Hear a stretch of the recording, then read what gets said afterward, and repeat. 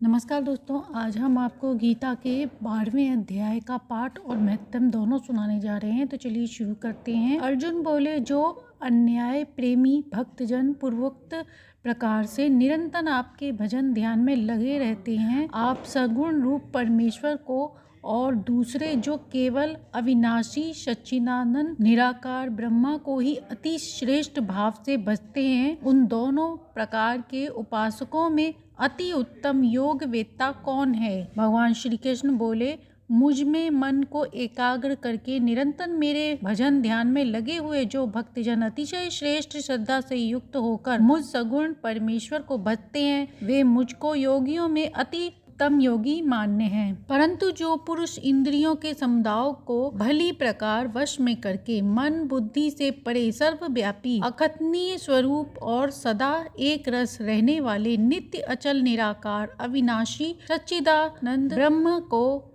निरंतर एक ही भाव से ध्यान करते हुए भजते हैं, वे संपूर्ण भूतों के हित में रत और सब में समान भाव वाले योगी मुझको ही प्राप्त होते हैं। उन सच्चिदानंद घन निराकार ब्रह्म को आसक्त चित्त वाले पुरुषों के साधन में परिश्रम विशेष है, क्योंकि देहाभिमानियों के द्वारा अभिक्त विषयक गति दुख पूर्वक प्राप्त की जाती है। परंतु जो मेरे परायण रहने वाले भक्तजन संपूर्ण कर्मों को मुझे अर्पण करके मुझ सगुण परमेश्वर को ही अनन्य भक्ति योग से निरंतर चिंतन करते हुए भजते हैं, हे अर्जुन, उन मुझ में चित्त लगाने वाले प्रेमी भक्तों का मैं शीघ्र ही मृत्यु रूप संसार समुद्र से उद्धार करने वाला हूँ। मुझ में मन को लगा और मुझ में ही बुद्धि को लगा, इसके उपरांत तू मुझ में ही निवास करेगा, इसमें कुछ भी संशय नहीं। यदि तू मन को मुझ में अचल स्थापना करने के लिए समर्थ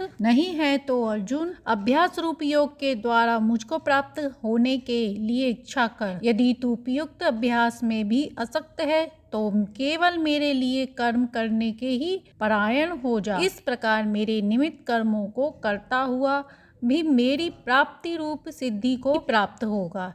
यदि मेरी प्राप्त रूप योग के आश्रित होकर उपयुक्त साधन को करने में भी तू असमर्थ है तो मन बुद्धि आदि पर विजय प्राप्त करने वाला होकर सब कर्मों के फल का त्याग कर। मर्म को न जानकर किए हुए अभ्यास से ज्ञान श्रेष्ठ है, ज्ञान से मुझ परमेश्वर के स्वरूप का ध्यान श्रेष्ठ है और ध्यान से भी सब कर्मों का फल का त्याग श्रेष्ठ है, क्योंकि त्याग से तत्काल ही परम शांति होती है।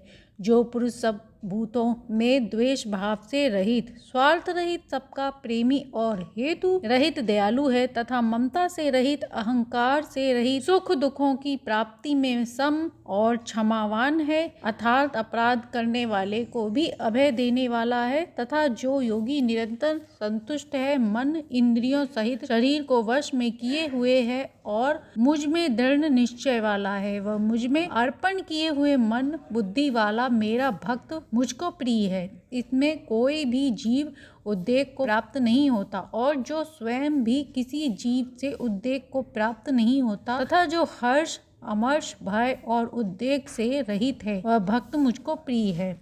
जो पुरुष आकांक्षा से रहित, बाहर भीतर से शुद्ध, चतुर, पक्षपात से रहित और दुखों से छुड़ा हुआ है, वह सब आरंभों का भी त्याग मेरा भक्त मुझको प्रिय है। जो न कभी हर्षित होता है, न द्वेष करता है, न शोक करता है, न कामना, तथा जो शुभ अशुभ संपूर्ण कर्मों का त्यागी है, वह अभिक्त पुरुष मुझको प्रिय है। जो शत्रु मित्र में और मान अपमान से सम है तथा सर्दी गर्मी और सुख दुखादि द्वंद्वों से सम है और आसक्त से रहित है, जो निंदा स्तुति को समान समझने वाला, मननशील और जिस किसी प्रकार से भी शरीर का निर्वाह होने से सदा ही संतुष्ट है और रहने के स्थान में ममता और आसक्त से रहित है, वह स्थिर बुद्धि भक्तिमान पुरुष मुझको प्रिय है। परंतु जो श्रद्धा युक्त पुरुष मेरे परायण होकर उस ऊपर कहे इस धर्ममय अमृत को निष्काम प्रेम भाव से सेवन करते हैं वे भक्त मुझको अति प्रिय हैं। इस प्रकार गीता का 12वां अध्याय पूर्ण हुआ।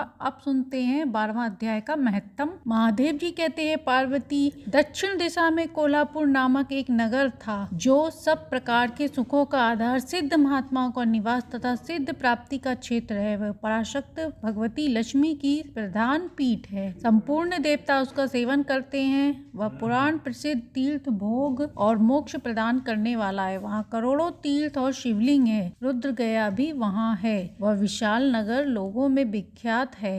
एक दिन कोई युवक पुरुष उस नगर में आया। वह कहीं का राजकुमार था। उसके शरीर का रंग गोरा, नेत्र सुंदर, ग्रीवा शंख के समान, कंधे मोटे, छाती चौड़ी तथा भुजाएं बड़ी बड़ी थीं। नगर में प्रवेश करके सब और महलों की शोभा निहारता हुआ वह देवेश्वरी महालक्ष्मी जी के दर्शनार्थ उत्कष्टित हो मणिकंठ तीर्थ में गया और वहां स्नान करके उसने पितरों का तर्पण किया। फिर महामाया लक्ष्मी जी को प्रणाम करके भक्ति पूर्वक स्तवन करना आरंभ किया। राजकुमार बोला, जिसके हृदय में असीम दया भरी हुई है, जो समस्त कामनाओं को देती तथा अपने कटाक्ष मात्र से सारे जगत की रचना, पालन और संहार करती हैं, उस जगन माता महालक्ष्मी जी की जय हो। जिस शक्ति के सहारे उसी के आदेश के अनुसार परमेश्वरी ब्रह्मा सृष्टि रचते हैं, भगवान अच्युत जगत का पालन करते हैं तथा भगवान रुद्र अखिल विश्व का संहार करते हैं, उस सृष्टि, पालन और संहार की शक्ति से संपन्न भगवती शक्ति का मैं भजन करता हूँ। कमले योगी जन तुम्हारे चरण कमलों का चिन्ह करते हैं। कमलालय, तुम अपनी स्वाभाविक सत्ता से ही हमारे समस्त विषयों को जानती हो। तुम ही कल्पनाओं के समूह को तथा उनका संकल्प करने वाले मन को उत्पन्न करती हो। इच्छा शक्ति, ज्ञान शक्ति, क्रिया शक्ति, ये सब तुम्हारे ही रूप हैं। तुम पराशक्ति रूपिणी हो।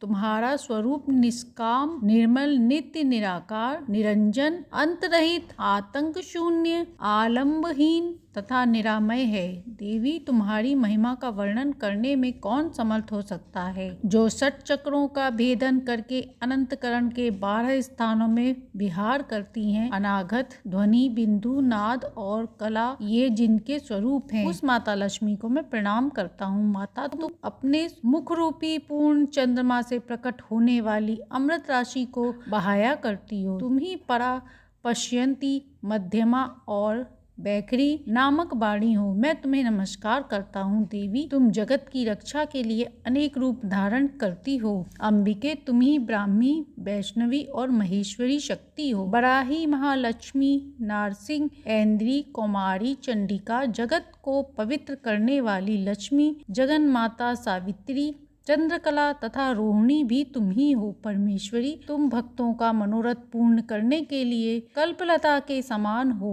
मुझ पर प्रसन्न हो जाओ। उसके इस प्रकार स्तुति करने पर भगवती लक्ष्मी अपना साक्षात्कार स्वरूप धारण करके बोली, राजकुमार, मैं तुमसे अत्यंत प्रसन्न हूँ। तुम कोई उत्तम वर मांगो। राजपुत्र बोला, माँ, मेरे पिता राजा बृहदत्त अश्वमेघ नामक महान यज्ञ का अनुष्ठान कर रहे थे। वे देवयोग से रोगग्रस्त होकर स्वर्गगामी हो गए। इसी बीच में यूप से बंधे हुए मेरे यज्ञ संबंधी घोड़े को, जो समूची पृथ्वी की परिक्रमा करके लौटा था, किसी ने रात्रि में बंधन काटकर कहीं अनन्य पहुंचा दिया। उसकी खोज में मैंने कुछ लोगों को भेजा था, किंतु वे कहीं भी उसका पता न पाकर जब खाली हाथ लौट आए, तब मैं सब ऋषित्व से आज्ञा लेकर तुम्हारी शरण में आया हूँ। देवी, यदि तुम मुझ पर प्रसन्न हो तो मेरे यज्ञ का घोड़ा मुझे मिल जाए, जिससे यज्ञ पूर्ण हो सके। तभी मैं अपने पिताजी का ऋण उतार सकूंगा। शरणागतों पर दया करने वाली जगत जननी लक्ष्मी जी, जिससे मेरा यज्ञ पूर्ण हो, वह उपाय करो। भगवती लक्ष्मी ने कहा, राजकुमार, मेरे मंदिर के दरवाजे पर एक ब्राह्मण रहते हैं, जो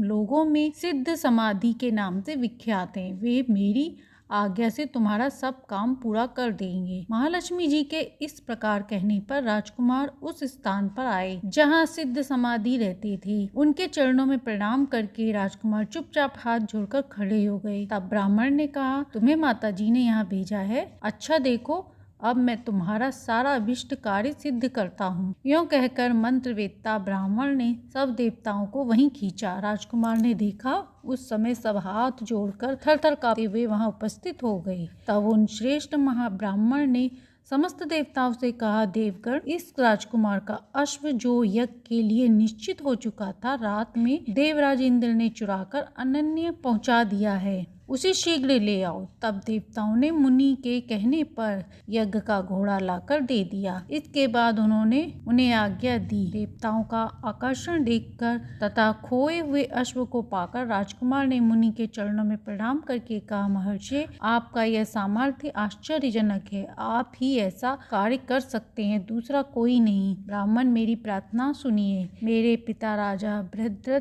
अश्वमेध यज्ञ का अनुष्ठान आरंभ करके दैव योग से मृत्यु का प्राप्त हो गए। अभी तक उनका शरीर तपाए हुए तेल में सुखाकर मैंने रखा छोड़ा है। साधु श्रेष्ठ हैं, आप उन्हें पुनः जीवित कर दीजिए। ये सुनकर महामुनि ब्राह्मण ने किंचित मुस्कुराकर कहा, चलो, वहाँ यज्ञ मंडप में तुम्हारे पिता मौजूद हैं, चलें। तब सिद्ध समाधि ने राजकुमार के साथ वहां जाकर जल अभिमंत्रित किया और उसे सबके मस्तक पर रखा। उसके रखते ही राजा सचेत होकर उठ बैठे। फिर उन्होंने ब्राह्मण को देखकर पूछा, धर्म स्वरूप आप कौन हैं? तब राजकुमार ने महाराज से पहले का सारा हाल कह सुनाया।